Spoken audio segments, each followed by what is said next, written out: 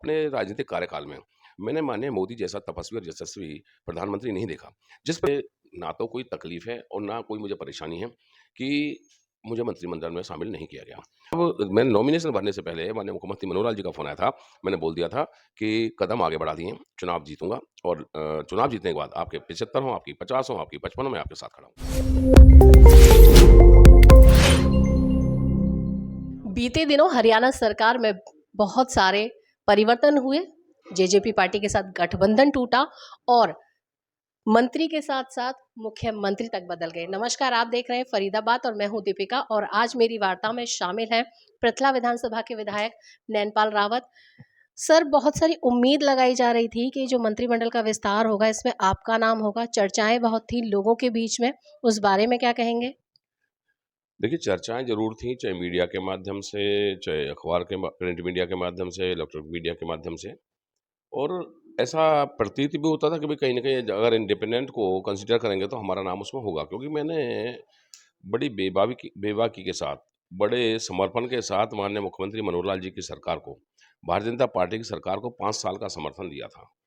और मंत्री पद का देना, ना देना, ये मुख्यमंत्री महोदय के अधिकार क्षेत्र का मामला होता है। और मुख्यमंत्री महोदय के साथ-साथ केंद्र के भी जो नेता हैं, उनके साथ भी जो है ना वार्तालाप होती है, उनके साथ सारी चीज़ें तय की जाती हैं, उसके बाद जो है ना मंत्रिमंडल का विस्तार होता है। लेकिन जहाँ तक मेरा सवाल है, केवल मंत्री पद का पाना या सरकार के साथ रहकर केवल अपनी सुविधाएँ जुटाना, वो मेरी थ्योरी में नहीं आता। मेरी थ्योरी में केवल एक ही चीज़ आती है कि जनता जनार्दन ने 2019 का चुनाव मुझे जिस प्रकार से इंडिपेंडेंट निर्दलीय जिताया, मुझे जनता जनार्दन के भले के लिए सरकार का सहयोग और सरकार का साथ बहुत ज़रूरी है। और निश्चित तौर पर लगभग 400-500 करोड़ रुपए के काम और लोगों के रोज़मर्रा के काम मैं सरकार के साथ रहकर ही कर पाया। इसलिए मुझे इस बात से ना तो कोई तकलीफ़ है और ना कोई मुझे परेशानी है कि मुझे मंत्रिमंडल में शामिल नहीं किया गया। अगर रहता तो उसकी भी खुशी होती, नहीं हूँ तो उससे मैं परेशान नहीं हूँ। जब भी कोई निर्दलीय विधायक समर्थन देता है सत्ताधारी पार्टी को या फिर उसकी सरकार बनाने में मदद करता है तो कहीं न कहीं लगता है कि कोई पद मिलेगा। लेकिन इस तरह की चीज़ें यहाँ पर नहीं मिली। साथ ही जेजेपी से गठबंधन टूटने को भी आप लगातार कह रहे थे कि इससे गठबंधन टूटना चाहिए। उसको लेकर क्या कहेंगे? देखिए, निश्चित तौर पर जननायक जनता पार्टी और उनके जो नेता हैं, बार-बार एक आवाज़ उठती थी कि भई कहीं न कहीं इसकी वजह से सरकार बैकफुट पर जा रही है, भारतीय जनता पार्टी बैकफुट पर जा रही है। और जैसे कोई रजिस्ट्री के घोटाले हैं, शराब के घोटाले हैं, एक्साइज़ के घोटाले हैं, अन्य कोई घोटाले हैं, वो ऐसी चीज़ें सामने आ रही थीं। निश्चित तौर पर हमने कहा था कि हमारे पास भारतीय जनता पार्टी के साथ 41 एमएलए के साथ-साथ 6 से 7 एमएलए हम लोग उनके साथ हैं।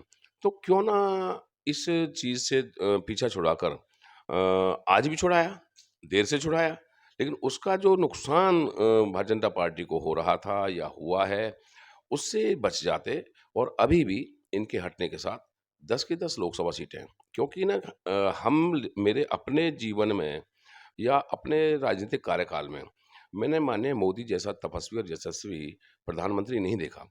जिस प्रकार से प्रदेश के मुख्यमंत्री माननीय मनोहर लाल जी ने और अब नायब सैनी जी भी और इस प्रदेश के यशस्वी और तपस्वी प्रधानमंत्री, मैं तो उसको अवतार भी उनको कहता हूँ कि इस देश की गरिमा को बढ़ाया, देश को एक आगे ले जाने का काम किया है, इसकी इकोनॉमिक क्षमता को बढ़ाया है, हर तरह से देश को पावरफुल किया है। तो ऐसे व्यक्ति का जो राज में बना रहना, सेवा काल में बना रहना बहुत ज़रूरी है, पूरे देश के लिए ज़रूरी है। तो इसलिए मैं कहीं न कहीं भारतीय जनता पार्टी को बहुत अच्छे से जो है ना एक्सेप्ट करता हूँ, भारतीय जनता पार्टी को चाहता हूँ। और इवन देन मैं तो पार्टी को अपनी माँ भी मानता हूँ। जब मेरा टिकट भी कटा तो मैंने पार्टी को अपनी माँ माना और कभी भी मैंने पार्टी की बगावत या खिलाफत नहीं की। सर, निर्दलीय जीते थे, मुझे याद है वो चुनाव हम लोगों ने खुद से किया था, निर्दलीय जीते थे टिकट नहीं मिलने के कारण। फिर थोड़ी-सी अनबन हुई थी उस समय पे, लगता है आपको?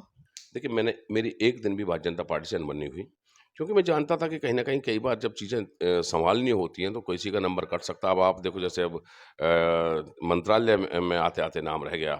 इसी प्रकार की कुछ चीज़ें रही होंगी तो वो उस समय टिकट मिलते-मिलते रह गया, जबकि मैं 1179 वोट के मार्जिन से केवल 14 का चुनाव हारा था, 2014 का। उसके बावजूद मेरा टिकट कटना, और भारतीय जनता पार्टी ये जानती थी कि निश्चित तौर पर नैनपाल रावत ने इस विधानसभा को मजबूत किया है। 2009 से पहले यहाँ कोई ना इनका कोई मंडल अध्यक्ष था, ना शक्ति केंद्र प्रमुख था, ना इनके कोई और वहाँ पे जो ना पदाधिकारी थे। तो उन सबको मैंने वहाँ पर बना कर के भाजपा को खड़ा किया और वो भी एक प्रकार से मेरे साथ उस समय गलत हुआ, मेरे साथ नहीं होना चाहिए था। और उसके बाद भी क्योंकि चुनाव मैंने नॉमिनेशन भरने से पहले माननीय मुख्यमंत्री मनोहर लाल जी का फ़ोन आया था। मैंने बोल दिया था कि कदम आगे बढ़ा दिए, चुनाव जीतूँगा और चुनाव जीतने के बाद आपके 75 हों, आपकी 50 हों, आपकी 55 हों, मैं आपके साथ खड़ा हूँगा। तो मैं भारतीय जनता पार्टी के साथ चुनाव जीतने के तुरंत खड़ा हो गया बाद। और ये अलग बात है कि जेजेपी से गठबंधन हुआ। आज तो उस समय भी थी कि भई हम लोगों को भी जब अगर हम इंडिपेंडेंट जा रहे हैं तो निश्चित तौर पर इंडिपेंडेंट को कोई न कोई इनाम से नवाजा जाता है, कुछ ना कुछ दिया जाता है। तो वो चलो नहीं मिला, लेकिन हम अपने काम करने के लिए अपने लोगों के काम कर पाए, हम उससे सैटिस्फाई हैं। अंतिम सवाल दुष्यंत जी कहते आ रहे हैं कि 4 साल हमारी बदौलत ही भारतीय जनता पार्टी अपनी सरकार चला गई और निर्दलीय जो विधायक हैं अब उनका क्या होगा? इसको लेकर क्या कहेंगे? देखिए, ये तो अब ये 4 दिन बाद पता लग जाएगा आपको, चुनाव है लोकसभा का। हालाँकि मेरी तो उनके लिए शुभकामनाएँ, मैं तो ऐसी बात किसी के लिए कहता नहीं। लेकिन ये सब जानते हैं कि किस-किस से मिलकर सरकार चल रही थी। ना अकेले दुष्यंत जी से चल रही थी, ना अकेले हमसे चल रही थी। एक कोalition था, सबका जॉइंट वेंचर था और भारतीय जनता पार्टी का एक ये सिस्टम है कि वो ज़्यादा से ज़्यादा बहुमत जुटाकर सरकार चलाए और ज़्यादा से ज़्यादा बहुमत के साथ लोगों की समस्याओं का प्रदेश के हित के लिए काम करे, ये भारतीय जनता पार्टी की सोच रहती है। तो उन्होंने ना केवल 47 या 46 एमएलए से सरकार चलाई, उन्होंने 58 लोगों से सरकार चलाई, ताकि एक अच्छा जो ना एडवेंचर एटमॉस्फियर इस देश प्रदेश को दे सकें। और रही बात दुष्यंत जी के, वो कहते हैं कि भई मंत्री बन के सोते थे। ना तो पहले दिन हमने डिमांड की, ना आज हमने डिमांड की। हम तो आज भी एमएलए बने हुए हैं, सरकार के साथ खड़े हैं। ना हमने समर्थन वापस लिया। आज वो लोग चलो साढ़े 4 साल का सुख भोगने के बाद जनता में जा रहे हैं। उनको जनता जवाब देगी कि भई वो कहाँ खड़े हैं और उनको क्या मिलना चाहिए था, कब उन्हें सरकार से हटना चाहिए था। जब किसान आंदोलन हुआ, अन्य आंदोलन हुए, किसानों के बात पे अगर जाते तो इनको कुछ ना कुछ मिल जाता।